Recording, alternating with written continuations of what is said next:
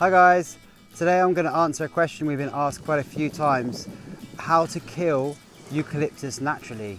So then I'm going to show you how we use the eucalyptus as well, for firewood, for natural building with things like cordwood and wattle and daub, and as well we use it for roofing. If you haven't watched our videos before, I'm Lawrence from Permaculture farm, and please do subscribe to our channel and like this video. Why do we want to kill eucalyptus? Well, first of all, here in Portugal it's an absolute fire hazard. It's a bomb waiting to go off, and we want to reduce the fire risk as much as possible.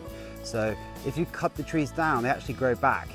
So we need to kill them and stop them from growing back, and that is actually quite easy. Once you've done it, you realise it's easy. The other thing is, like, under the eucalyptus nothing grows. There's no diversity, there's no like forest. It's really just sucking up all the water and all the energy, so it's not so good for the area. So we want to get rid of it because of that as well. This whole hill used to be eucalyptus. We killed it 4 years ago, and now the sheep are enjoying whatever's growing there instead. And we've got cork trees and things growing by themselves. So as I said, it's very easy to kill the eucalyptus. We've tried a few ways. The first and most simple way is to first cut the tree down and process all of the materials.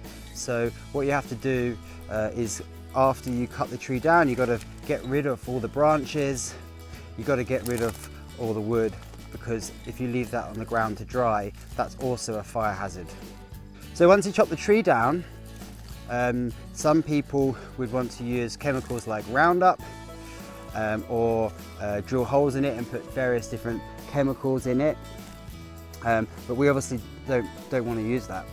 Other people use bulldozers to dig out the roots, but again, well, where our trees are, they're on slopes where they couldn't farm, so they put eucalyptus. So we don't actually want to dig the roots out, because maybe the roots are holding the slopes together, and also a bulldozer is going to cost loads of money. So what we do, very simple. After you chop the tree down, about a week later it starts to grow back. You simply just go back with your fingers, flick off the new growth, and then you do that every week. And what we've noticed is, in a patch of eucalyptus, every time you go back there to cut off some of the new growth, there's one less or two less trees growing back. So after chopping it down and chopping the regrowth away, say twice after 2 weeks, some trees are dead. And after 3 weeks, more trees are dead. And after 4-5 weeks, they're all dead. And normally though, as with anything on a busy farm, we don't always get round to doing it every week. So they grow more. So you do it, if you do it every month, it will also work. But obviously it takes longer and perhaps more cuts. But 100%, even if you do it infrequently, they will all be dead in a year. I try now to do it every week, and they die quickly. The way to make that easy for me is to only try to remove eucalyptus from one patch at a time. I made the mistake. In the first year, we cleared one patch by the house, and we killed it off quite quickly. Last year, we cut trees all over the farm, and we have 18 hectares. And what happens is, I've got a mission around the farm finding regrowth of eucalyptus. So it's much better to do one patch. So between me and that eucalyptus, you can see where there's now grass. We did last winter, and yeah, I just chopped some back today. So I try and do one patch each year. So that's the most successful way we've had of getting rid of the eucalyptus. What we've also tried this year is ringbarking the eucalyptus. What we've done in one patch, we've ringbarked the eucalyptus, and that will actually kill the tree above the ringbark, and in theory will be new growth at the bottom, although we haven't seen that yet. So we'll keep chopping back that new growth in the same manner. The reason we're doing this method is because we didn't have enough time to cut all the trees down and process them.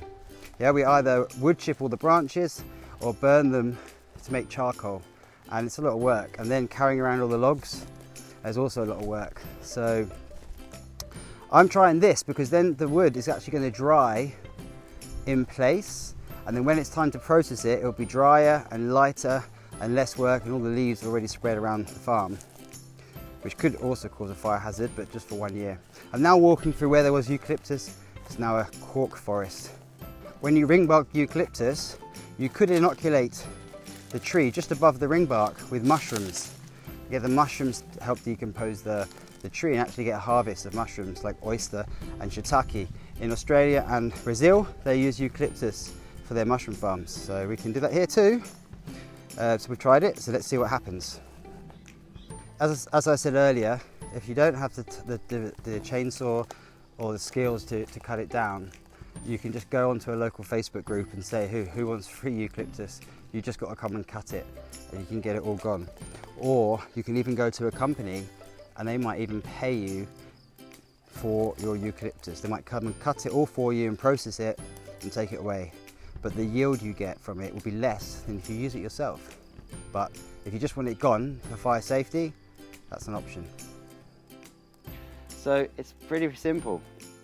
It's easy, and there is no doubt that it works because we have actually done it in several patches of eucalyptus around our land in the forest and also near our house.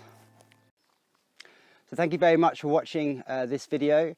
I hope this has been helpful. If you have any questions or comments, please leave them in the comment box below. I'm going to do another video now, or edit another video on how we use all the materials from the eucalyptus. So we use the branches for biochar and wood chips. We use the logs for firewood and building, things like roofing, cordwood, wattle and daub, different natural building techniques. We also use it for inoculating mushrooms. So check out that video when I upload it, and I'll show how we do all those different things. Otherwise, you can watch the rest of this video and have a look around my farm at different places where we have eucalyptus that we've removed, removing, or are going to remove. Thank you.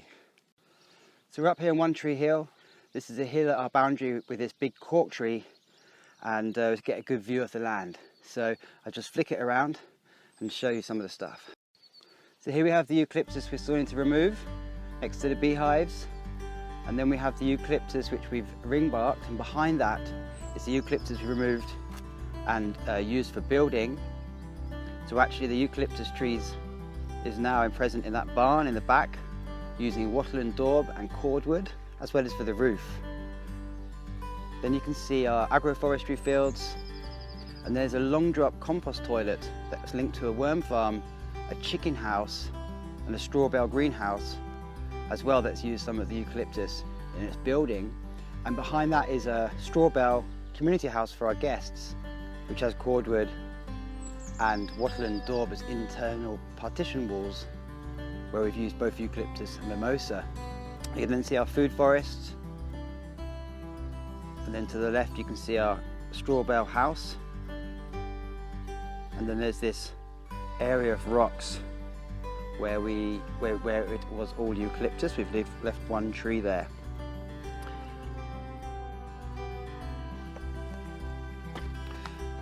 You've got this area of rock, and then down the bottom you can see we've processed it all into firewood. There's piles of biochar down there as well. In the distance behind the straw bale house you can see one eucalyptus tree quite high up. So that's a large area which we removed several years ago, and that was all processed into firewood. And you can't see over this hill, but that's where the yoga deck is, where we've also cleared for firewood.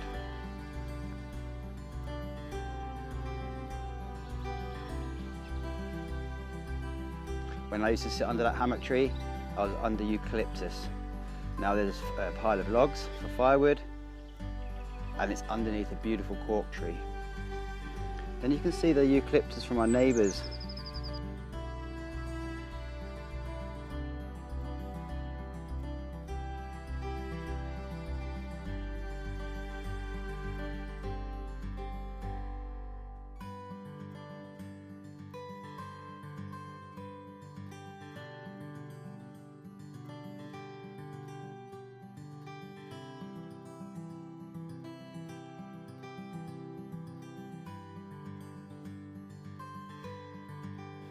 So now I'm going to take you around a bit more and show you some of the other places.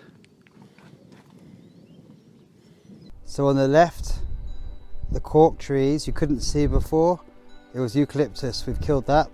And on the right you can see the eucalyptus. Over here you can see the area by our yoga deck of the eucalyptus trees. That's 1/3 of it. The other 2/3 has been removed. Right now I'm on a space by the road. We've got chestnuts growing and oaks and holm oak and cork oak all growing, and hawthorn all growing here by themselves. Well, the chestnuts have put the seeds. The rest, the seeds arrived by themselves.